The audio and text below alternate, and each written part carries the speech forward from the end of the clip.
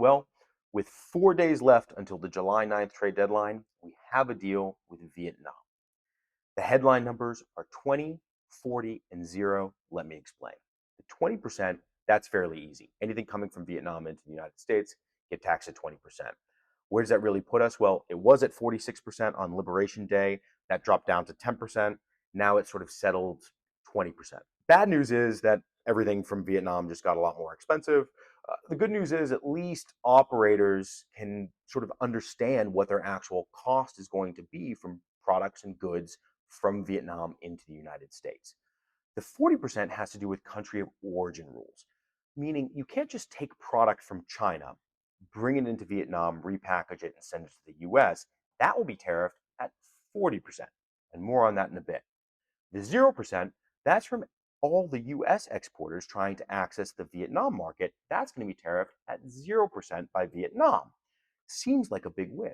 But really, how big of a win is that? See, I don't know if you remember the TPP, sort of final negotiations sort of happening in 2016, and then the Trump administration actually backed out of it in 2017 when Trump first came into office. We had already negotiated with Vietnam 0% tariffs. So it seems like really all we're getting out of here is just Vietnam goods into the US are going to cost us more, and we get exactly the same access to the Vietnam market that we had back in 2016. The transshipment thing I want to just highlight here. It is illegal for you to lie about where your product comes from.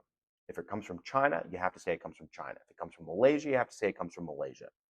You can't merely bring product into one country and reship it. What I am curious to see on how this shakes out is how inputs into a product are calculated. Meaning, if a Vietnamese machinery company buys rollers from China, it gets assembled in Vietnam and then sent into the US. What level of work needs to be done to the product to have it be considered coming from Vietnam? This is something that Farpoint is going to watch closely, we understand closely. But I want to reiterate, it is illegal for you to lie about where things come from. If you are working with a firm that is offering this as a solution to get around tariffs, do not work with them. If you have any questions, comments, or concerns, feel free to reach out to Farpoint Global. We'll be happy to field them. Like and subscribe. Your margins will thank you.